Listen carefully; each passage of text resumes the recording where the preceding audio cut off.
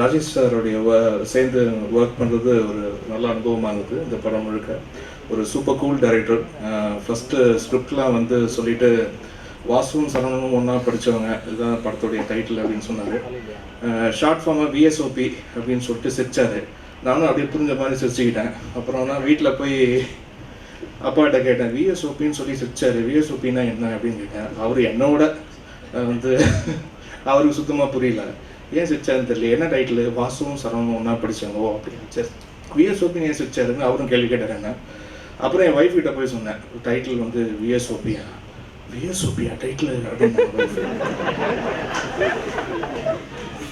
தப்பா நினைக்காதீங்க, எங்கள் மாமனார் கொஞ்சம், ஸோ அதனால அவங்களுக்கு தெரிஞ்சிருக்கு.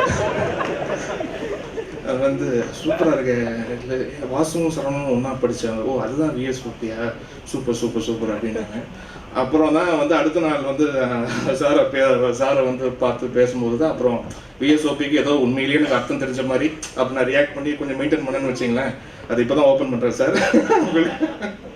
ஸோ நல்ல ஒரு எக்ஸ்பீரியன்ஸ். இந்த படம் ஒவ்வொரு சாங்கும் வந்து ஒர்க் பண்ணும்போது அஞ்சும் வேறு விதமாக வந்து ஒர்க் பண்ணியிருக்கோம்.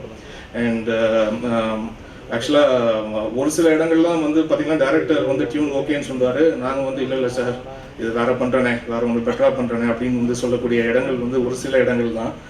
ஏன்னா முக்கால்வாசி அப்படி சொல்ல வாய்ப்பு இருக்காது. ஏன்னா நம்ம போடுவோம், அவங்க இல்லை நல்லா வேறு மாற்றுன்னு சொல்லுவாங்க. ரிவர்ஸில் நடக்கிறது வந்து ஒரு சில இடங்கள் தான். அப்படி இந்த படத்தில் வந்து நடந்தது வந்து ஒரு சாங் அவர் ஓகே பண்ணார், இல்லை சார் வேறு ஒன்று பெட்டராக பண்ணலாம் அப்படின்னு சொல்லிட்டு நான் அவர்கிட்ட சொல்லி அப்புறம் ஒர்க் பண்ண சாங்ஸும் உண்டு. ஸோ அதுக்கு காரணம் வந்து அந்த ஒரு ஸ்பேஸ் வந்து அவர் எனக்கு வந்து கிரியேட் பண்ணி கொடுத்தது தான். ஏன்னா ஒரு சாங் சுச்சுவேஷன் சொல்லிட்டு இந்த மாதிரி ஒரு மைண்டில் எனக்கு இப்படி ஒன்று, ஐ மீன் இந்த மாதிரி ஒரு ஷேப் ஒன்று இருக்கணும் அப்படின்னு சொல்லிட்டு ஏதாவது ஒரு ரெஃபரன்ஸ் மேம் ஜஸ்ட் ஒரு 5 to 10 ரெஃபரன்சஸ் பேசுவோம். பட் அதுலேருந்து வந்து ஒன்ஸ் இதெல்லாம் பேசி செட் பண்ண பிறகு அப்புறம் டோட்டலாக என்னுடைய ஸ்பேஸ் வந்து விட்டுருவார். ஸோ நான் வந்து ஒர்க் பண்ணி கொடுக்கும்போது அவர் எஸ் நோ அப்படின்ற 2 பதில் தான். அதுலேருந்து திருப்பி ஓகே நல்லா இருக்க விஷயங்கள் எதெல்லாம் வச்சுக்கலாம், எதெல்லாம் திருப்பி ரீஒர்க் பண்ணலாம் அப்படின்லாம் உட்காந்து பேசுவோம்.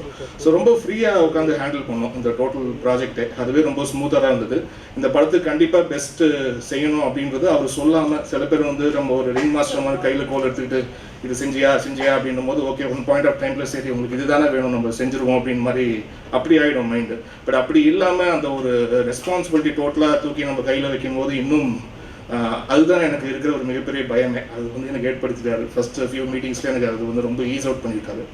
அண்ட் லிரிசிஸ்ட் முத்துக்குமார் சாரோட சேர்ந்து நிறைய படங்களுக்கு வந்து ஒர்க் பண்ணியிருக்கேன். அவர் ஒரு சூப்பர் கூல் லிரிசிஸ்ட்டு.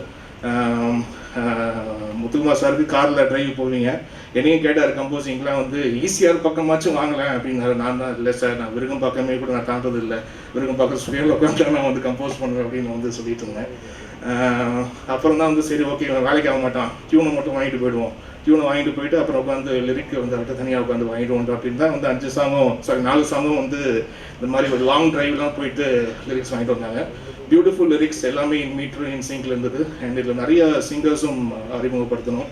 இப்போ நீங்கள் பார்த்த லக்கா மாட்டிக்கிச்சு அப்படின்ற ஒரு ட்ராக், இது நார்த் மெட்ராஸில் டோலக் கானா ஜெகன் அப்படின்னு ஒருத்தர். நார்த் மெட்ராஸ்லேயே இந்த மாதிரி கானா பாடல்கள்லாம் பாடி டோலக் வாசிச்சுக்கிட்டே பாடக்கூடிய ஒரு கலைஞர் அவர். ஸோ அவரை வந்து ஃபஸ்ட் டைம் ஒரு ஜஸ்ட் ஒரு டிவி ஹண்ட் ஷோவில் தான் வந்து அவரை பார்த்து, நம்ம டேலண்ட் ஹண்ட் ஷோவில் பார்த்து அவரை ஸ்பாட் பண்ணி இதில் பாட வச்சுருக்கேன் ஃபஸ்ட் டைம்.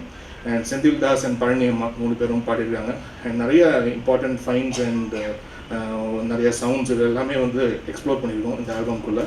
நிச்சயமாக கேளுங்க, இந்த ஆல்பம் உங்களுக்கு பிடிக்கும்னு நான் வந்து நம்புகிறேன்.